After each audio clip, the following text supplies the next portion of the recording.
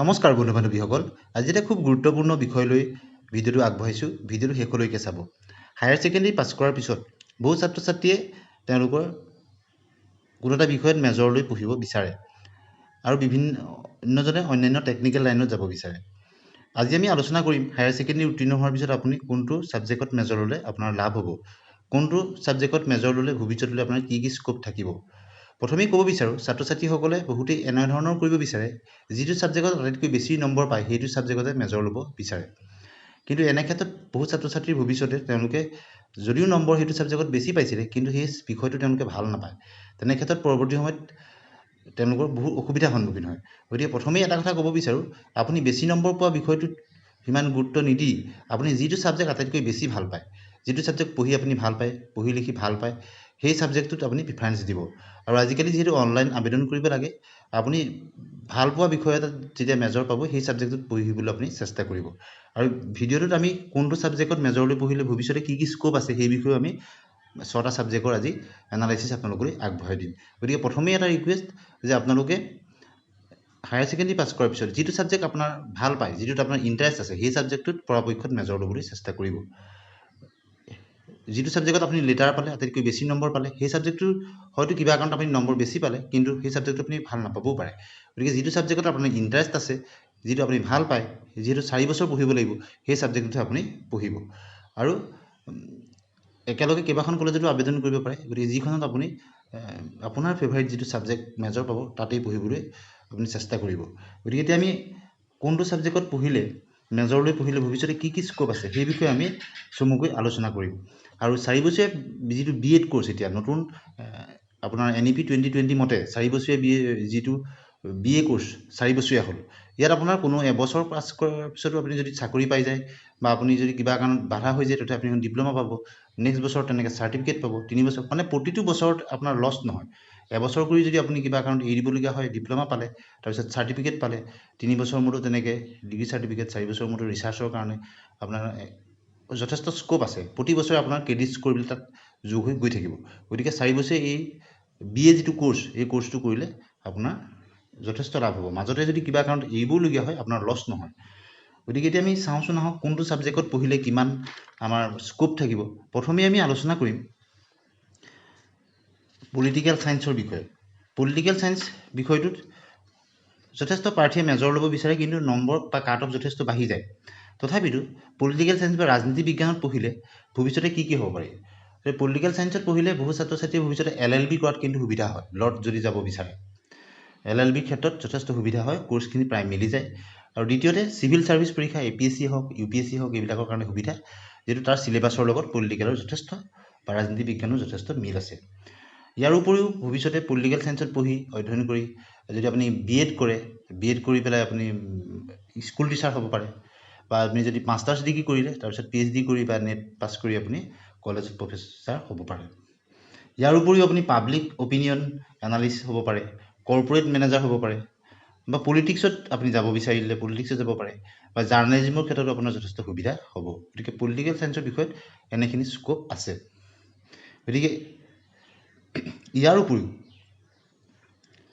আপোনাৰ foreign service officer বিভিন্ন political পাৰ্টিৰ আপুনি legal adviser marketing research analyst election ছেক্টৰত আপুনি যাব পাৰে election and campaign manager public ৰিলেশ্যনত যাব পাৰে বেংক মেনেজাৰ পলিচি এনালিটিষ্ট বা কলেজৰ টিচাৰ হ'ব পাৰে আপুনি কলেজ প্ৰফেচাৰ হ'ব পাৰে এনেকুৱা ধৰণৰ স্কোপ কিছুমান খোল খাই যায় পলিটিকেল ছায়েন্স বা ৰাজনীতি বিজ্ঞানত পঢ়িলে পৰৱৰ্তী সময়ত আপুনি আৰু এইখিনি ছেক্টৰত আপুনি চাকৰি লাভ কৰাৰ সুযোগ লাভ কৰাৰ যথেষ্ট সুবিধা থাকে ৰাজনীতি বিজ্ঞানত ইয়াৰ পিছতে আমি আলোচনা কৰিম ইংৰাজী যিসকল ছাত্ৰ ছাত্ৰীয়ে মেজৰ লৈ পঢ়ে তেওঁলোকৰ কি লাভ হয় প্ৰথমেই হ'ল যে তেওঁলোকৰ ইংৰাজী ভাষাত দখল হোৱাৰ লগে লগে অন্যান্য ধৰণৰ কম্পিটিটিভ পৰীক্ষাবিলাকৰ কাৰণে তেওঁলোকৰ সুবিধা হয় অন্যান্য কম্পিটিটিভ পৰীক্ষাবিলাকত যিহেতু ইংৰাজীতে হয় গতিকে তেওঁলোকৰ সেইটো এটা স্কিলটো যিটো ডেভেলপ হৈ যায় গতিকে ইংলিছত ল'লে সেইটো প্ৰথম লাভ হয় আৰু দ্বিতীয়তে হয় তেওঁলোক জাৰ্নেলিজিম কৰিব পাৰে আজিকালি জাৰ্নেলিজিমত যথেষ্ট মানে সাংবাদিকতাৰ ক্ষেত্ৰত সুবিধা আছে ইংৰাজী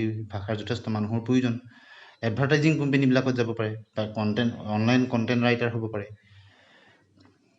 এনেকুৱা ধৰণৰ বা লিগেল ছাৰ্ভিচৰ ক্ষেত্ৰতো তেওঁলোকৰ ভৱিষ্যতে যাব পাৰে ছ'চিয়েল মিডিয়া মাৰ্কেটিঙত যাব পাৰে বা কোনোবা স্ক্ৰিপ্ট ৰাইটাৰ হ'ব পাৰে ইংৰাজীৰ কোনোবা নাটকৰ বা কোনোবা চিনেমাৰ স্ক্ৰিপ্ট ৰাইটাৰ হ'ব পাৰে।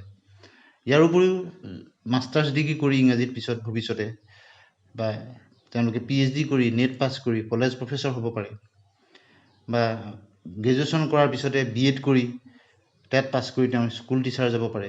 এনেকুৱা ধৰণৰ স্কোপবিলাক আছে ইংৰাজীত কৰিলে। এতিয়া আহিম অসমীয়া বিষয়ত। অসমীয়া বিষয়ত আপোনাৰ হায়াৰ ষ্টাডিজ কৰিব পাৰি। অসমীয়া বিষয়ত BA পাছ কৰাৰ পিছত BA পাছ কৰাৰ পিছতে টিচিং লাইনত আহি যাব পাৰে। BEd কৰিব লাগিব তাৰ কাৰণে, বা DLEd কৰিব লাগিব। তেতিয়া আপোনাৰ LP UP অথবা হাইস্কুল বা হায়াৰ ছেকেণ্ডেৰী কাৰণে যাব পাৰিব। হায়াৰ ছেকেণ্ডেৰীৰ কাৰণে মাষ্টাৰ্ছ ডিগ্ৰীও কৰিব লাগিব, MA কৰিব লাগিব, আৰু তাৰপিছত নেট পাছ কৰি বা PhD কৰি আপুনি কলেজত আহিব পাৰে, প্ৰফেচাৰ বা এছিষ্টেণ্ট লেকচাৰাৰ হ'ব পাৰে আপুনি। ইয়াৰ উপৰিও আপুনি অসমীয়া বিষয়ত ভালদৰে মেজৰলৈ পঢ়িলে হায়াৰ ষ্টাডি কৰি আপুনি অসমীয়া ভাষাৰ ক্ষেত্ৰত যথেষ্ট কাম কৰাৰ অৱকাশ থাকে। অসমীয়া সাহিত্যৰ ক্ষেত্ৰত আপুনি বিভিন্নখিনি কাম কৰিব পাৰে। কম্পেৰেটিভ লিটাৰেচাৰত আপুনি কাম কৰিব পাৰে, তুলনামূলক সাহিত্যৰ ক্ষেত্ৰত। কালচাৰেল ষ্টাডিজ কিছুমান আপুনি কৰিব পাৰে, সাংস্কৃতিক। মাছ কমিউনিকেশ্যন এণ্ড টুৰিজিমৰ ক্ষেত্ৰত যথেষ্ট আপোনাৰ যদি অসমীয়া ভাষাত দখল থাকে, মাছ কমিউনিকেশ্যন আৰু টুৰিজিমত আপোনাৰ যথেষ্ট সুবিধা হ'ব ভৱিষ্যতলৈ। বা পাৰফৰ্মিং আৰ্টছৰ ক্ষেত্ৰত বা ছেভেৰেল হিউমেনিটিজ যিমান এইবিলাকত আপোনাৰ কাম হ'ব। ইয়াৰ উপৰি আপুনি যদি ফৰ্মেল হেৰিয়াত গুচি যায়, গ্ৰেজুৱেশ্যনৰ পিছত আপুনি মাষ্টাৰ্ছ কৰিলে, মাষ্টাৰ্ছৰ পিছত আপুনি নেট পাছ কৰি PhD কৰি কলেজ লাইনতো আপুনি যাব পাৰে, টিচিং লাইনত। এতিয়া আমি আলোচনা কৰিম ছ'চিয়লজি ছাবজেক্টৰ ওপৰত। ছ'চিয়লজিত যদি আপুনি গ্ৰেজুৱেশ্যন কৰে, কৰাৰ পিছত আপুনি এডমিনিষ্ট্ৰেটৰ হ'ব পাৰে, ছ'চিয়েল এডমিনিষ্ট্ৰেটৰ। আপোনাৰ কমিউনিটি ছাৰ্ভিচ ৱৰ্ক কিছুমান, আমি ছ'চিয়েল ৱৰ্ক কিছুমান যিখিনি শিকোৱা হয়, সমাজৰ বিষয়ে বিশেষত শিকোৱা হয় তাত আপুনি এডুকেশ্যন সমাজৰ সেইকাৰণে। ইয়াৰ পিছত আপুনি যদি MSW আপুনি কৰি ইয়াৰ লগত আনুষংগিক যদি পিছত MSW কৰে, তেতিয়া আপোনাৰ যথেষ্টখিনি স্কোপ আহি যাব ছ'চিয়েল ছেক্টৰত কাম কৰাৰ, ছ'চিয়েল ৱৰ্কাৰ হৈ কাম কৰাৰ যথেষ্ট স্কোপ আছে ছ'চিয়লজিত। গতিকে ছ'চিয়েল ৰিচাৰ্চাৰ হিচাপেও আপুনি কাম কৰিব পাৰে। ছ'চিয়েল ৰিচাৰ্চ এণ্ড কমিউনিকেশ্যনৰ ক্ষেত্ৰত আপুনি কাম কৰিব পাৰে, যথেষ্টখিনি আছে। যদিও আপুনি ফৰ্মেল হেৰিত গুচি যায়, আপুনি গ্ৰেজুৱেশ্যন কৰি BEd কৰি বা DLEd কৰি টিচিং লাইনতো আপুনি আহিব পাৰে, কোনো অসুবিধা নাথাকে। বা মাষ্টাৰ্ছ কৰি আপুনি নেট পাছ কৰি ৰিচাৰ্চ কৰি আপুনি PhD কৰি আপুনি কলেজ লাইনত আহিব পাৰে। অৰ্থাৎ ছ'চিয়লজিটো যথেষ্ট সম্ভাৱনা আছে।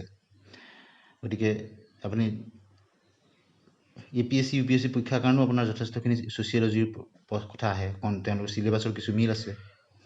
গতিকে যথেষ্টখিনি সম্ভাৱনা আছে ছ'চিয়লজি বা সমাজতত্ত্ব বিষয়ত। এতিয়া আমি আলোচনা কৰিম অৰ্থনীতি বিজ্ঞান বা ইকনমিক্সৰ ক্ষেত্ৰত। গতিকে ইকনমিক্সৰ ক্ষেত্ৰত ক'লে বহুতেই ইকনমিক্সৰ প্ৰিফাৰেঞ্চ যদি ডিগ্ৰী কৰাৰ পিছত বেংকিঙৰ কাৰণে প্ৰিপেৰেশ্যন কৰিব পাৰে, বেংকৰ ছেক্টৰটো যথেষ্টখিনি মিলি যায়। বা ফাইনেন্স বিত্তীয় বিভাগৰ আপুনি কাৰণে কিছুবোৰ পৰীক্ষাবিলাক আপুনি দিব পাৰে, বা কনচালটেণ্টিঙত আপুনি যাব পাৰে, মাৰ্কেটিঙত আপুনি যাব পাৰে। যথেষ্ট আজিকালি ডিমাণ্ড আছে মাৰ্কেটিং এণ্ড পলিচিৰ ক্ষেত্ৰত। এনালিচিছ কৰিব পাৰে আপুনি, ইকনমিক এনালাইচিছ। হেল্থ কেয়াৰ ক্ষেত্ৰত আপুনি যাব পাৰে, ইণ্ডাষ্ট্ৰিয়েল ক্ষেত্ৰত। মেনুফেকচাৰিং ইণ্ডাষ্ট্ৰি কিছুমান যাব পাৰে, বা ইণ্টাৰনেশ্যনেল ট্ৰেড এজেঞ্চি কিছুমানত আপুনি কাম কৰিব পাৰে। ইয়াৰ উপৰি বেংকিঙৰ কথা ক'লোৱেই আপোনালোকক। চিভিল ছাৰ্ভিচতো যথেষ্ট ইকনমিক্সৰ প্ৰিফাৰেঞ্চ আছে, চিভিল ছাৰ্ভিচ যেনে APSC UPSC এইবিলাকৰ ক্ষেত্ৰত। আৰু ইয়াৰ উপৰি ফৰ্মেল লাইনত যদি যায়, আপুনি ইকনমিক্সত গ্ৰেজুৱেশ্যন কৰি DLEd বা BEd কৰি আপুনি স্কুলৰ আপুনি টিচাৰ হ'ব পাৰে, LP UP হাইস্কুল হায়াৰ ছেকেণ্ডেৰীলৈকে যাব পাৰে। মাষ্টাৰ্ছ কৰাৰ পিছত BEd কৰি আপুনি হায়াৰ ছেকেণ্ডেৰীত যাব পাৰে, বা আপুনি মাষ্টাৰ্ছ কৰি পেলাই PhD কৰে বা MPhil কৰে, নেট পাছ কৰি আপুনি কলেজ লাইনত টিচিঙত আহিব পাৰে। যথেষ্টখিনি সম্ভাৱনা আছে। এতিয়া আমি আলোচনা কৰিম এডুকেশ্যন বা শিক্ষাৰ ক্ষেত্ৰত। গতিকে এডুকেশ্যন বা শিক্ষাৰ ক্ষেত্ৰত যদি আপুনি গ্ৰেজুৱেশ্যন কৰে, টিচিং লাইনত আপোনাৰ অহাটো স্বাভাৱিক, টিচিঙত আপুনি আহিব পাৰিব। তাৰ কাৰণে আপুনি যদি স্কুল লেভেলত আহিব বিচাৰে, ইয়াৰ পিছত আপুনি BEd কৰিব বা DLEd কৰিবলৈ যথেষ্ট সুবিধা। কিতাপবিলাকে কি, কোৰ্চ প্ৰায় কি, এডুকেশ্যনত ল'লে আপোনাৰ DLEd বা BEd একেবাৰে সহজ পাব আপুনি। গতিকে সেইখিনি আপোনাৰ স্কুল টিচিং লাইনত আহিবলৈ যথেষ্ট সুবিধা থাকে এডুকেশ্যনত যদি আপুনি মেজৰ লয়। বা আপুনি মাষ্টাৰ্ছ কৰি পেলাই নেট আপুনি PhD কৰি আপুনি কলেজ লাইনতো টিচিঙত আহিব পাৰে, বা হায়াৰ ৰিচাৰ্চ কিছুমান কৰিব, গৱেষণাৰ ক্ষেত্ৰত যাব পাৰে টিচিং লাইনৰ PhD কৰি আপুনি। সেই যথেষ্টখিনি সুবিধা আছে। পাব্লিক ৰিলেশ্যনত আপুনি কাম কৰিব পাৰে, জাৰ্নেলিজিমৰ ক্ষেত্ৰতো সুবিধা হয়, এডিটিং এণ্ড পাব্লিছিং হাউচৰ ক্ষেত্ৰতো সুবিধা হয়, এডুকেশ্যনেল ডিপাৰ্টমেণ্ট, স্কুল যেনে এডুকেশ্যনেল অফিচ, কলেজ, অন্যান্য ক্ৰিয়েটিভ কিছুমান কামত আপুনি জড়িত হ'ব পাৰে। আপুনি ইয়াৰ উপৰি আপুনি ঘৰুৱাভাৱেও কিছুমান এডুকেশ্যনেল কিছুমান আপুনি প্ৰাইভেট হেৰি কৰিব পাৰে। আজিকালি অনলাইন টিচিং কিছুমানো আপুনি আগবঢ়াব পাৰে। গতিকে এডুকেশ্যনৰ ক্ষেত্ৰত যথেষ্ট সম্ভাৱনা আছে। এতিয়া আৰু নতুন এটা কোৰ্চ এইবছৰৰ পৰা আমাৰ অসমতো হৈছে, NTA অধীনত হৈছে ইণ্টিগ্ৰেটেড যিটো BA, তাৰ কাৰণে ইতিমধ্যে অনলাইন আবেদন হৈ গৈছে। 15 তাৰিখলৈকে দিনটো বঢ়াই দিছিলে, যদিও 30 তাৰিখলৈকে আছিলে, 15 তাৰিখলৈকে এতিয়া বৃদ্ধি হৈছে। গতিকে এইটো কৰিলে আপুনি ইণ্টিগ্ৰেটেড BA কৰিলে পিছত আপুনি স্কুল কলেজত আপুনি চাকৰি কৰিব পাৰিব, এক্সট্ৰাকৈ আকৌ BA নকৰিলেও হ'ব। আৰু ডিগ্ৰীটো হ'ল, পাছত মাষ্টাৰ্ছ ডিগ্ৰী কৰি আপুনি হায়াৰ ছেকেণ্ডেৰীত আহিব পাৰিব, বা নেট ষ্টেট দি আপুনি PhD কৰি কলেজত আহিব পাৰিব। আৰু শিক্ষা জগতৰ অনেক চাকৰি আপোনাৰ সম্ভাৱনা থাকে ইণ্টিগ্ৰেটেড BA কোৰ্চটো যদি। অসমৰ 4খন কলেজত ইতিমধ্যে ইয়াৰ কৰিছে, অনলাইন কৰাসকলে বহুতে কৰিছে। গতিকে আজি মূলতঃ এইকেইটা বিষয় লৈ আপোনালোকলৈ আগবঢ়াই দিলোঁ, কোনটো বিষয়ত মেজৰ ল'ব লাগিব আৰু কোনটো বিষয়ত ল'লে আপোনালোকৰ লাভ হ'ব। প্ৰথমবাৰৰ কাৰণে ভিডিঅ'টো চাইছে চেনেলটো ছাবস্ক্ৰাইব কৰি দিব, ভাল পালে লাইক আৰু শ্বেয়াৰ কৰি দিব। ধন্যবাদ।